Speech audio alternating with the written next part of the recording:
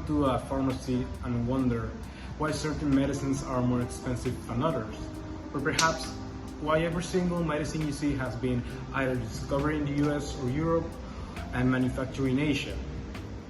Hi, I'm Eric, and this is my Ed Talk, where we talk about the current dynamics of the pharmaceutical industry and how the pharmaceutical business of tomorrow may look like. The main reason behind this dynamic is because to develop a medicine is to take a gamble worth billions of dollars and decades in time, which means that only big legacy players can really afford it, such that the only way that a company may make its money back is by gatekeeping its new innovation through a patent, which artificially sets the prices high for usually 2 decades. This means that in hindsight, the pharmaceutical market is one of the most consolidated markets in the world, in which companies that are usually decades, if not centuries old, tend to dominate. Most of these players are concentrated in Europe and the US. In fact, a 2024 study by João Starcharini found that out of the 20 biggest pharmaceutical companies, they concentrated together around 55% of the world's revenue in the pharmaceutical business. And more than half of these companies are over a century, if not multiple years old. Hence, this is a highly monopolistic market, and that is the reason why new companies often struggle to get a holding into the place or an entry point, particularly companies from developing nations. And it's also the dynamic that makes it so that certain medicines are more expensive.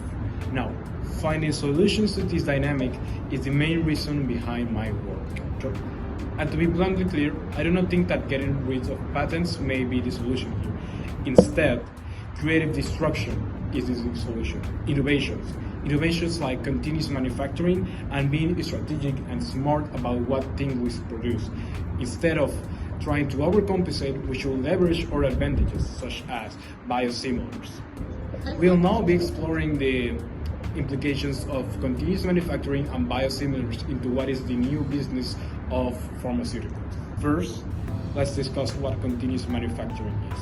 Continuous manufacturing is a process method in which inputs and outputs are constantly flowing.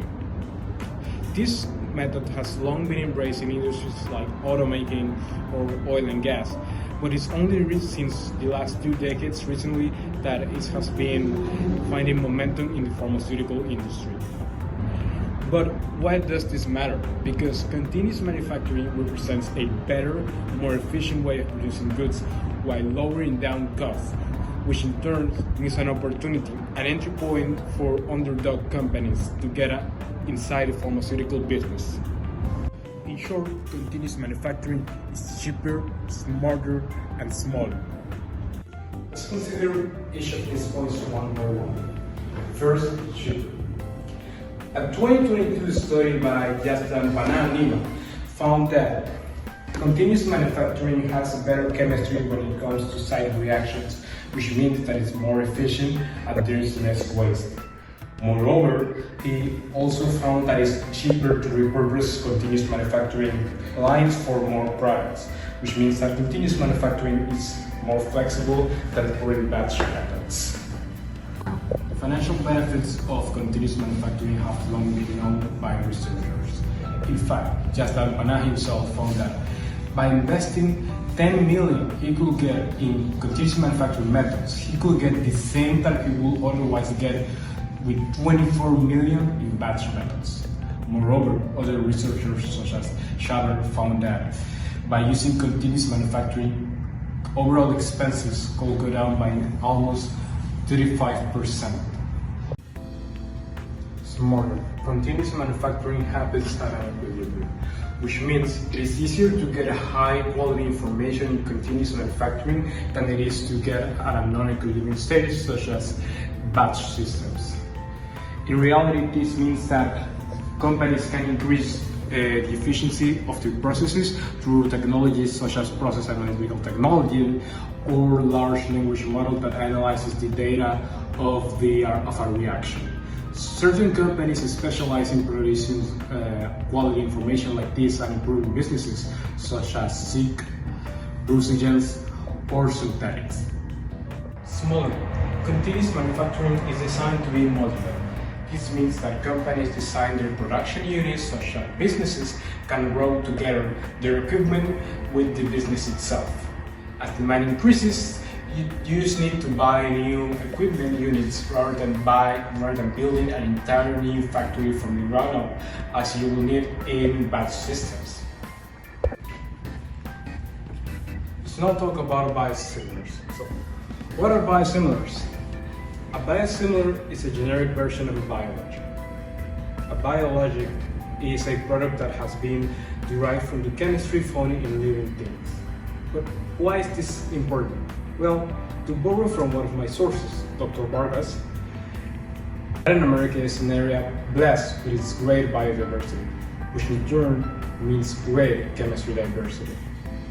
Such that Latin America has a lot of potential when it comes to the development of this type of molecules. Particularly when you combine the region's great chemistry diversity with its adamant research capabilities and the fact that research cost is fairly low here, you get an extremely unique offering to the world. For instance, Vargas and Darrow together found that it takes roughly $100 million to develop a biologic in Argentina. This pales in comparison to the billions of dollars it usually takes legacy pharma to develop the same molecule.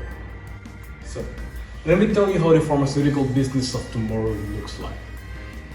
It's a company that is smart, lean, and focuses on using continuous manufacturing to develop high-quality biosimilars, and is located in Latin America.